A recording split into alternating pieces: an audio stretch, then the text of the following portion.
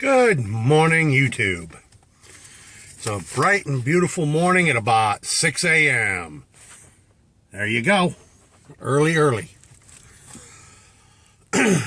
Since I rise at 04:30 early, and I had a little time this morning, I actually caught a video posted, I guess, yesterday sometime,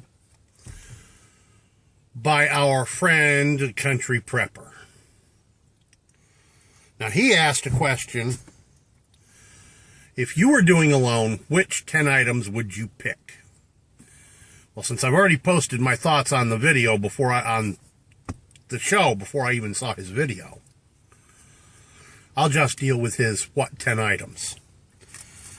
Now, the items you were allowed to pick from, according to his video, was a saw, an axe, a sleeping bag and a bivvy, a ferrule rod, large 2-quart pot, canteen or bottle, fishing line with 25 hooks, bow and 6 arrows, knife, a large knife, sharpening stone, 12 by 12 tarp, drop cloth, whatever, a hank of 550 cord, 20 meters. I think that's 50 feet, maybe almost 60, something in thereabouts.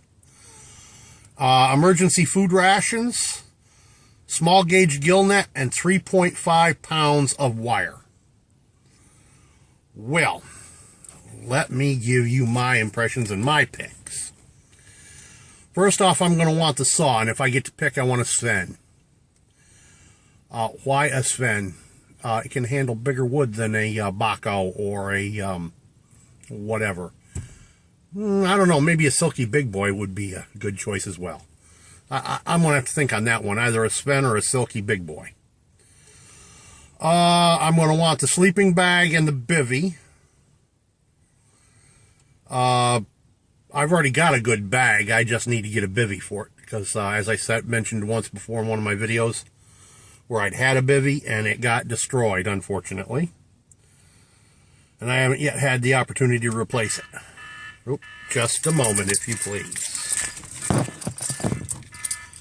Because I need 2 hands to deal with that alarm. There we go. That's better. Shut that noisy mug off. Now, I think I'm going to want to also include in there the pot, the cooking pot. But if I have my druthers, instead of a 2-quart single pot, I'd rather take my 2 bush pots. They're 1 quart each. Since they're offering you 2 quarts, that's 2 quarts, 2 of the pots. Just because I'm accustomed to them. Canteen. If I have my choice, I would pick a 3-liter Camelback for my particular water carrying device.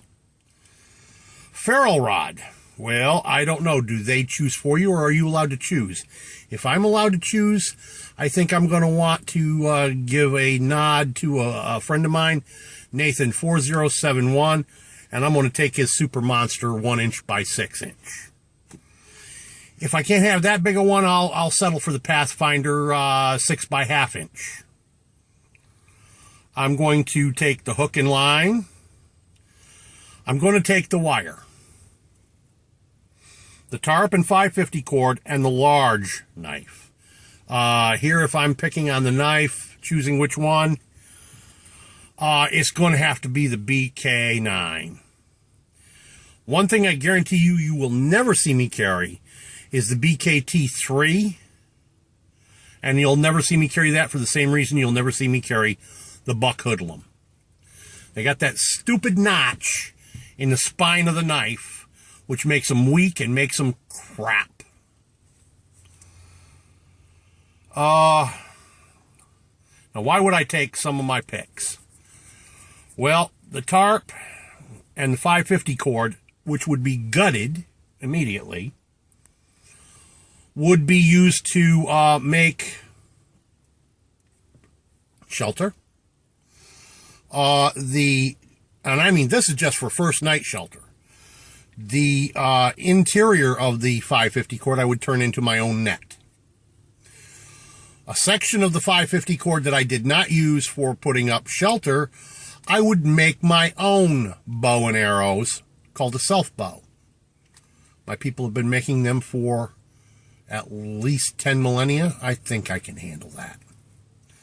And since we're talking about the southeast coast area of Alaska, this is where these guys are at, balsa fir is very prevalent. And balsa shafts make the best arrows for self-bow.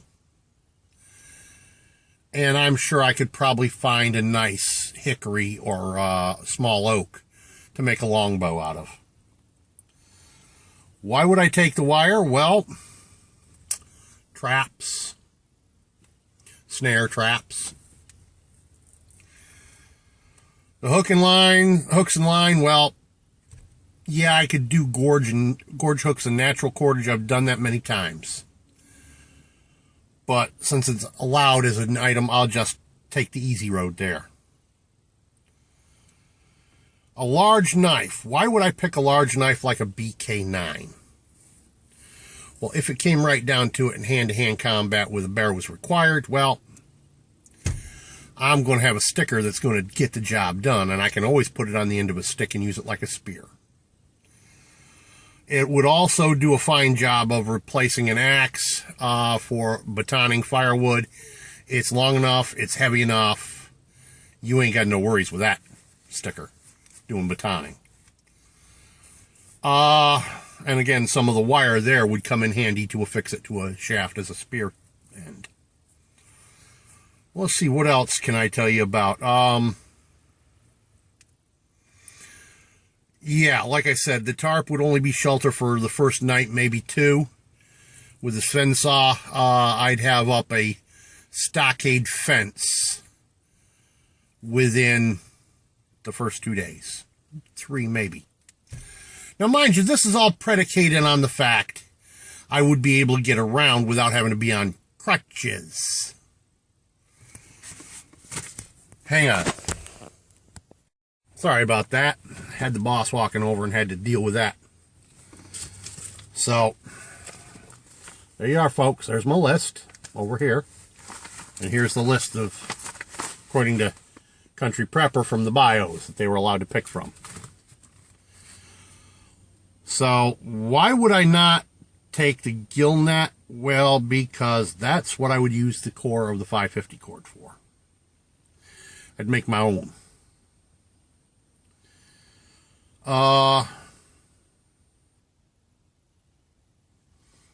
I guess that covers everything. Definitely, that covers everything. Those are my picks for surviving on 10 items in Alaska. Peace out.